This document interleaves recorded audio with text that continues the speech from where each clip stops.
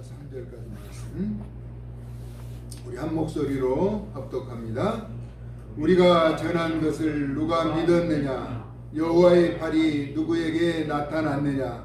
그는 주 앞에서 자라나기를 연한 순 같고 마른 땅에서 나온 뿌리 같아서 고운 모양도 없고 풍채도 없은즉 우리가 보기에 흠모할 만한 아름다운 것이 없도다. 그는 멸시를 받아 사람들에게 버림을 받았으며 간고를 많이 겪었으며 질고를 하는 자라. 마치 사람들이 그에게서 얼굴을 가리는 것 같이 멸시를 당하였고 우리도 그를 귀히 여기지 아니하였도다. 아멘. 멸시를 당하신 예수님이라는 제목으로 말씀을 나누고자 합니다. 우리가 인생을 살아가다 보면 자신의 실수와 또 여러 가지 오해로 인해서 불편한 점이 한두 번은 있었을 것입니다. 어떤 분이 친구 4사람을 자기 집으로 초청을 했대요. 그러니까 충분히 자신을 공감하고 이해할 수 있는 이런 사람이었겠죠. 근데 3사람이 먼저 와 있고 한 사람이 아직 도착하지 않은 상태에서 전화가 온 거예요. 다른 일 때문에 참석하지 못하겠노라고. 그러니까 그 초청한 친구는 혼잣말로 그렇게 이야기했어요. 꼭 와야 할 친구가 오지 않았다라고 이야기한 것이죠. 그 얘기를 먼저 와 있던 친구가 한 사람이 듣고는 그러면 꼭 오지 않아도 될 사람이 내가 온 것인가 하고 문을 열고 나가버렸어요. 오지 않아도 될 사람, 자기라고 그렇게 이야기하지 않았는데 그렇게 이야기하는 것을 보고 그 친구가 또 뭐라고 얘기했냐면 가지 않아도 될 사람이 가버렸다라고 이야기하죠. 그러면 또 나머지 있는 2사람이 그러면 가야 할 사람은 난가? 라고 하면서 나가버렸죠. 한 사람은 또 그러지 않아도 되는데 그러면 그 사람이 가지 않아도 될 사람이면 그러면 내가 가야 할 사람인가 하고 나가버렸다는 거예요. 그러니까 친구 3사람이 말 한마디 때문에 다 나가버린 거예요. 꼭 와야 할 사람이 오지 않았다. 그러면 나는 오지 않아도 될 사람인데 왔다라고 이야기해요. 가지 않아도 될 사람이 가버렸다라고 이야기하는 거예요. 그러면 가야 할 사람은 내가 가야 하는가? 너에게 한 말이 아니다라고 이야기했는데 그러면 그 말을 나에게 한 말인가 하고 가버렸다는 것이죠. 그러니까 오해 아닌 오해를 해서 그 친구는 많은 갈등을 가졌다는 것이죠. 그래서 사람이 말 한마디 하는 것이 때로는 상대에게 큰 상처를 주고 아픔을 줄 수 있다라고 하는 것이죠. 사람들은 나의 일은 크게 생각하지만 남의 일은 그렇게 외국에서 큰 제방이 무너지고 산사태가 나고 건물이 무너져도 그렇게 큰 관심을 갖지 않는데 내 축대가 무너지고 내 집안에 어떤 것이 손괴됐을 때는 관심을 갖게 되는 것이죠. 언론에 계속 지금 이제 대전에서 조금 안타까운 일이 있었죠. 나지 말아야 할 그런 사건들이 나는 것. 또 우리 지역이니까 더 관심을 갖지 다른 지역에서 났으면 또 그렇게 큰 관심을 갖지 않을 것이라. 초등학생이 교사에게 살해를 당하는 그 안타까운 현실, 그런 일이 발생하지 말아야 함에도 우리 주변에는 여러 가지 일들이 나타난다는 것입니다. 사람이 견디기 어려운 것이 있습니다. 그것은 수모를 겪는 일과 멸시와 조롱을 받는 것이죠. 정규 과정을 나오고 건강하게 할 환자들을 치료하는 사람에게 그 사람은 돌팔이라고 이야기한다면 그 의사는 얼마나 마음에 고통이 심하겠냐. 정규 과정을 나와서 열심히 환자를 치료하는데 돌팔이라고 한다면 또 열심히 키우는 자녀가 부모를 비방하고 멸시한다든가 또 부모가 잘 자란 아이를 함부로 대한다든가 서로 아픔이죠.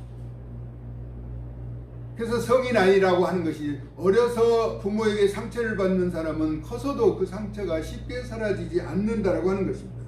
정직한 사람을 위선자 취급하고 거짓말하는 사람으로 치부해 버린다면 그 사람은 내내 고통 가운데 살아가게 된다는 것입니다. 또 어떤 일에 용감하게 뛰어들어서 좋은 일을 했는데 비겁한 사람으로 만들어 버린다든가, 어떤 사람은 꼭 의리를 지키고 내가 손해봐도 그 의리를 지키며 사는 사람 앞에 배신자의 프레임을 씌운다면 그 사람은 참기 어려운 고통이라는 것입니다. 나는 정직하고 옳고 바르게 마음을 가지고 있는데 다른 사람이 뒤에서 이간질하고 갈등을 조장하기 위해서 배신자라고 그렇게 프레임을 씌우게 된다는 것. 하지만 우리의 태도는 늘 옳고 바른 관점을 갖고 긍정적으로 대하라는 것입니다. 다른 사람이 어떻게 대하든지 내가 바라보는 관점에서 사람들을 판단하고 대하는 그런 성숙한 모습을 가져야 한다는 것이죠. 어떤 사람이 이제 부두에서 어구를 손질하고 있으면서 이제 바람이 많이 부는데도 출항을 준비하고 있는 사람에게 이제 지나가는 나그네가 이런저런 이야기를 하다가 아버지는 어떻게 돌아가셨습니까? 라고 이야기하니까 아버지는 고기를 잡다가 물고기를 잡으러 나갔다가 바다에 나갔다가 돌아가셨다. 그러니까 그러면 할아버지는 어떻게 돌아가셨습니까? 그러니까 할아버지도 고기를 잡으려다가 고기를 잡다가 바다에서 돌아가셨다. 그런데 이 바람이 부는데 당신은 고기를 잡으려고 바다로 가느냐라고 하니까 그 사람은 할아버지도 아버지도 고기를 잡다가 세상을 떠났지만 자신도 그 업을 포기할 수 없어서 지금 바람이 불어도 어구를 손질해서 바다로 나간다는 것이죠. 그러면서 이 어부가 그 나그네에게 뭐라고 묻는가 하면, 그러면 당신의 아버지는 어떻게 돌아가셨습니까? 라고 묻죠. 그다 침대에서 누워 계시다 돌아가셨습니다. 이제 수완을 다 마치고 세상을 떠났다는 것이죠. 그러면 할아버지는 어떻게 돌아가셨습니까? 그러니까 할아버지도 침대에 주무시다가 돌아가셨습니다. 그런데 당신은 그 침대에서 잠이 옵니까? 라고 물었습니다. 그렇죠. 아버지가 침대에 돌아가셨고 할아버지가 침대에 돌아가시는데 그 침대에서 잠이 오느냐는 것이죠. 앞에 어부가 아버지가 고기를 잡다 돌아가셨는데 그 업을 포기하지 못하고 나가는 것과 무엇이 다르냐는 것이죠. 사람은 자신의 형편과 처지에서 상대방에게 이야기한다는 것입니다. 냉동업을 주관하는 어떤 사장님이 회식을 끝나고 다 직원들이 돌아간 이후에 이렇게 한번 돌아보려고 냉동창고에 들어갔다가 갑자기 문이 닫혀버린 거예요. 아무리 소리를 쳐도 아무도 없죠. 다 퇴근해버렸으니까. 이제 나는 이 냉동고 차에 안에서 갇혀 죽는구나 하면서 이제 유서를 쓰기 시작했대요. 유서를 썼어요. 내가 살아온 과거 또 앞으로 살아갈 일들에 대해서 나는 여기서 이제 이렇게 죽는다라고 이렇게 유서를 남겼다는 거죠. 그 다음 아침에 출근해서 직원들이 차의 문을 열어보니까 사장이 그 안에서 죽은 거예요. 그래서 의사가 그 시체를 검안하고 사망 원인을 뭐라고 했는가요? 동사했다는 거예요. 동사. 그러니까 그 폐쇄된 공간에서 그러나 충분히 산소가 공급되고 살 수 있었는데 이미 그 사람의 생각에는 나는 냉동차 안에 있으니까 이렇게 가다가 보면 이제 반드시 얼어 죽겠다는 생각 때문에 그래서 얼어 죽었다는 것이죠. 사람이라는 것은 생각이라고 하는 것 참 중요하다는 것입니다. 또한 앞서 이야기한 것처럼 한마디 전하는 말 때문에 시리에 빠지고 어려움을 겪기도 한다는 것입니다. 미국은 전쟁을 많이 치른 나라죠. 그래서 링컨 대통령이 총상을 입고 후송되어서 치료받는 그 병원에 격려차 갔는데 그 치료하는 간호원이 그 대통령에게 그랬다는 거예요. 이 사람은 얼마 되지 않아서 곧 죽을 사람이다. 심한 부상을 입었기 때문에.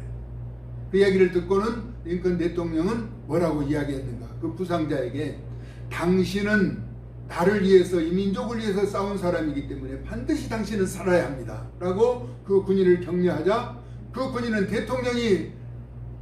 대통령을 위해서 자신이 살아야 한다는 그 격려의 말을 듣고 그 총상을 이겨내고 살아났다는 이야기입니다. 사람은 어떤 환경에 있든지 상대방이 주는 메시지에 따라서 사람의 마음이 바뀔 수가 있다는 것입니다. 여기서 한 가지 얻을 수 있는 교훈은 우리는 어떠한 경우라도 옳은 일을 포기하지 말고 끝까지 믿음의 아름다운 길을 걸어가자는 것입니다. 그러므로 우리가 세상을 바라보는 관점에 대해서도 조금 냉정해질 필요가 있습니다. 요즘 계속해서 추위가 계속되다가 조금 풀렸다 다시 추위가 온다라고 하죠. 우리는 이러한 창조의 일에 관여한 일이 있는가? 세상과 또 기후를 변화시키는 일에 공헌한 일이 있는가 하는 것입니다. 그렇다면 이 세상을 창조하신 주님의 뜻에 기울여야 한다는 것입니다. 우리는 이 기후를 변화시킬 수 있는 그런 능력을 가지고 있지 않잖아요. 창조자의 권능에 따라서 우리는 움직일 수밖에 없는 것이죠. 그러므로 하나님이 그만두시라고 할 때까지 우리는 목표를 향해서 달려가야 한다는 것입니다. 세계 제2차 대전 이후에 영국과 미국과 프랑스가 설립의 취지를 가지고 유엔을 세우자. 근데 유엔 본부를 세우려고 하는데 재정이 없는 거예요. 본부를 세우려고 하면은 많은 재정이 필요한데 우선 매입할 땅도 없고 돈도 없고, 그런데 그때 당시 록펠러가 약 120억 정도 되는 땅을 기부했다는 거예요. 여러분 12억도 아니고 120억. 그때 당시는 큰 돈이죠. 지금도 큰 돈이지만. 그러자 주변 사람들이 뭐라고 말하는가? 록펠러가 아무리 부자라도 10년 가지 못해서 저 삶은 무너질 것이다 라고 얘기를 했는데, 록펠러는 유엔 기구가 설립될 그 땅을 기부하고 그 주변의 땅을 사들이기 시작했다는 것이죠. 그런데 유엔 기구가 그곳에 오기 때문에 그 주변 땅이 10배, 20배 계속 폭등해 올라서 록펠러는 자신의 재산에 손실 없이 유지할 수 있었다라고 하는 이야기가 전해되고 있습니다. 성경은 주는 것이 받는 것보다 복이 있다고 사도행전 20장 35절에 말씀하고 있습니다. 는 베푸는 것, 우리에게 감동하시는 것 무지하지 말고 실행하는 하나님의 사람들 되어질 수 있기를 예수님의 거룩하신 이름으로 축복합니다. 아멘. 세상에서 가장 복이 있는 분은 누구실까요? 이 세상에 아들을 제물로 보내셔서 많은 죄인을 구원하신 하나님께 있다는 것이죠. 그러므로 우리는 하나님을 알되 힘써 알자고 호세아 선지자가 말합니다. 우리는 하나님을 믿는데 그냥 믿는 것이 아니라 하나님이 어떤 분인가, 하나님의 거룩한 성품, 하나님의 어미하심과 지존하심, 무소부지하신 하나님을 알아야 한다는 것입니다. 하나님은 어디에든지 계시며 부족함이 없으신 완전하신 분입니다. 그러나 가장 합당하신 때에 하나님은 일하신다는 것이죠. 하나님이 합당한 때를 기다리며 우리는 하나님을 잘 믿고 의지하며 나아갈 수 있기를 우리를 사랑하시는 예수님의 존귀하신 이름으로 축복합니다. 아멘. 오늘 본문에 앞서서, 오늘 본문은 메시아로 오신 예수님을 이사야 선지자가 예수님이 태어나기 약 700년 전에 예언된 말씀이에요. 이사야서 53장이 그렇습니다. 그런데 52장 말미에 보면 보라 내 종이 형통하리니 받들어 높이 들려서 지극히 존귀하게 되리라 라고 말씀합니다. 형통하다는 것은 하나님이 함께 하신다는 것이죠. 우리 예수님이 태어나실 때 예수님의 이름이 임마누엘이 하나님이 함께 하신다는 뜻을 가지고 계십니다. 지극히 존귀하게 되리라는 것입니다. 그런데 그의 삶은 많은 고난과 역경과 어려움을 겪게 되죠. 보라 내 종이 형통하리니 받들어 높이 들려서 지극히 존귀하게 되리라. 전에는 그의 모양이 타인보다 상하였으므로 얼마나 처절한 고통을 당했는가. 많은 사람들이 그의 모습을 보고 놀랐다는 것입니다. 그가 나라들을 놀라게 할 것이며 왕들은 그로 말미암아 그들의 입을 봉하리니 이는 그들이 아직 그들에게 전파되지 아니한 것을 볼 것이요 듣지 못하는 것을 깨닫게 될 것이라 라고 말씀하면서 오늘 본문에 보라 우리가 전한 것을 누가 믿었느냐라고 이사야 선지자는 53장 1절에 말하고 있습니다. 우리가 전한 것을 누가 믿었느냐? 그는 주 앞에서 자라나기를 연한 순 같고 마른 땅에서 나온 뿌리 같아서 고운 모양도 없고 풍채도 없은즉 우리의 보기에 흠모할 만한 아름다운 것이 없다라고 말씀하고 있습니다. 이런 모습을 보고 형통했다라고 말합니다. 형통. 보라 내 종이 형통하리니. 형통한 사람은 아브람과 이삭과 야곱이라고 하는 사람, 하나님이 함께 하셨기 때문에 그들을 형통한 자의 모델이라고도 말합니다. 요셉도 마찬가지입니다. 그리고 물론 모세도 여호수아도 여러 또 믿음의 선진들도 하나님이 함께 하심으로 형통함을 누리며 살았던 것입니다. 우리 예수님이 당하신 멸시는 남을 업신여기거나 또는 얕잡아 보는 것을 말합니다. 하지만 남들이 그렇게 보더라도 우리는 그렇게 보아서는 안 된다라고 하는 것입니다. 그래서 그 내용을 한번 같이 읽어보겠습니다. 이사야서 53장 3절을 같이 한번 읽습니다. 시작. 그는 멸시를 받아 사람들에게 버림을 받았으며 간고를 많이 겪었으며 질고를 아는 자라. 마치 사람들이 그에게서 얼굴을 가리는 것 같이 멸시를 당하였고 우리도 그를 비여기지 아니하였도다. 세상은 어떻게 예수님을 평가하든지 우리만은 그렇게 해서는 안 된다라고 하는 것입니다. 그런데 우리도 그를 그렇게 여겼다는 것입니다. 그분은 어떤 분인가? 이 땅에 오셔서 우리를 위해서 십자가에 모진 고통을 이겨내시고 부활하신 영광의 주님입니다. 이사야서 53장 4절에 그는 실로 우리의 질고를 지고 우리의 슬픔을 당하였거늘 우리는 생각하기를 그는 징벌을 받아 하나님께 맞으며 고난을 당한다 하였노라 라고 말하고 있습니다. 그러나 5절에 그가 찔림은 우리의 허물 때문이요. 예수님이 찔리고 고통받는 것은 우리의 허물 때문이라는 것입니다. 우리 부사님 기도하실 때 아무런 죄가 없으신 예수님이 당하신 고통에 대해서 말씀드렸습니다. 그가 상함은 우리의 죄악 때문이요. 예수님은 아무런 허물과 죄가 없는데 우리 때문에 이 고통을 당하셨다는 것입니다. 그가 징계를 받음으로 우리가 평화를 누리고 그가 채찍에 맞음으로 우리가 나음을 받았도다 라고 말하고 있습니다.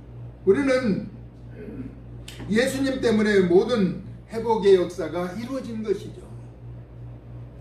우리는 다 양같아 그릇 행하여 각기 제 길로 갔거늘 여호와께서는 우리 무리의 죄악을 그에게 담당시키셨다라고. 우리의 모든 죄를 예수님에게 전가시켜 버리신 것이죠. 그 세상은 예수님을 멸시한다는 것입니다. 그런데 우리는 그렇게 해서는 안 된다라고 합니다. 세상이 어떻게 평가하든 우리는 메시아로 이 땅에 오셔서 우리의 모든 죄악을 대속해 주신 예수 그리스도, 멸시를 당하신 예수님을 우리는 다른 각도로 봐야 한다는 것입니다. 우리 때문에 그 고통을 당하셨기 때문이라고 하는 사실을 한시도 잊어서는 안 된다는 것이죠. 믿음이라고 하는 것은 하나님의 거룩한 성품을 믿는 것이죠. 닮아가는 것이라는 거예요. 우리에서 사랑하는 독자 예수 그리스도를 이 땅에 보내주신 것이라고 하는 것입니다. 그런데 우리 예수님은 어떤 고통을 당하셨는가? 7절에도 보면은 그가 곤욕을 당하여 괴로울 때도 그의 입을 열지 아니하였다라고 말합니다. 마치 도수장으로 끌려가는 어린 양과 털 깎는 자 앞에서 잠잠한 것 같이 입을 열지 않았다. 오직 그 길을 감내하면서 우리 위해서 가셨다는 것입니다. 계속해서 이사야서 53장은 예수님이 이 땅에 오셔서 당할 고난에 대해서, 고난의 역사에 대해서 말씀하고 있습니다. 10절에 보면은 주목할 만한 내용이 우리에게 나타나죠. 여호와께서 그에게 상함받게 하시기를 원하사 질고를 당하게 하셨은즉 그의 영혼을 속건제물로 드리게 이르면 그가 시를 보게 되면 그의 날이 길 것이요 또 그의 손으로 여호와께서 기뻐하신 뜻을 성취하리로다 라고 말합니다. 우리 예수님은 하나님의 기뻐하신 뜻을 성취하신 메시아입니다. 그가 자기 영혼에 수고한 것을 보고 만족하게 여길 것이라. 나의 의로운 종이 자기 지식으로 많은 사람을 의롭게 하며 또 그들의 죄악을 친히 담당하리라 라고 말씀합니다. 그러면서 이사야 선지자는 마지막에 12절에서 그러므로 내가 그에게 존귀한 자와 함께 몫을 받게 하며 강한 자와 함께 탈취한 것을 나누게 하리니 이는 그가 자기 영혼을 버려 사망에 이르게 하며 범죄자 중 하나로 헤아림을 받았습니다. 그러나 그렇죠? 그가 많은 사람의 죄를 담당하며 범죄자를 위하여 기도하였느니라. 지금도 보좌 우편에서 우리를 위해서 기도하시는 예수님, 이 땅에서 멸시를 당하셨지만은 멸시의 고통을 다 이겨내시고 모멸감을 극복하시고 우리에서 지금도 기도하고 계신다는 것입니다. 제가 서두에 의사를 돌팔이라고 할 때 그 의사는 얼마나 모욕감을 당했겠어요. 얼마나 고통을, 그렇죠. 또 자식을 잘 길렀던 부모는 부모의 자식에게 조롱을 당하고 외면을 당할 때 그 부모의 마음은 얼마나 아프겠어요. 거짓말을 하지 않는 사람에게 거짓말하는 자라고 이게 덮어 씌우거나, 의리에 사는 사람, 끝까지 의리를 지키며 목숨보다 귀하게 여기는 의리를 가진 사람을 배신자로 치부한다면 그렇잖아요. 그것은 참기 어려운 고통이라고 하는 것입니다. 우리 예수님은 하늘 아버지의 거룩한 형상으로 하나님 같은 하나님이셨는데 이 땅에 육신을 입고 오셔서 멸시를 당하셨어요. 침뱉음을 당하고 모욕을 당하고. 그런데 우리만큼은 그렇게 하지 말아야 한다는 것입니다.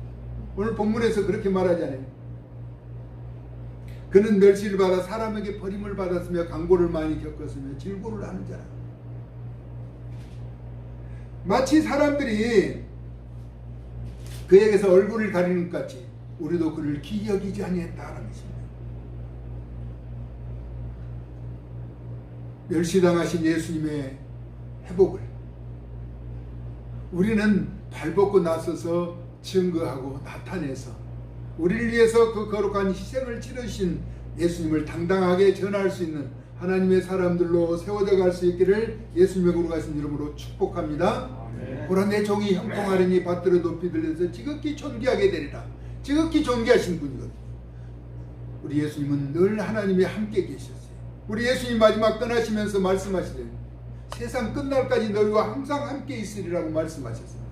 하나님이 함께 하시고 그 하나님 부족함이 없는 분이고 완전하신 분이라는 것입니다. 그러나 그 합당한 때를 우리는 기다려야 하고 하나님이 어떤 분인가를 알아야 한다는 것입니다.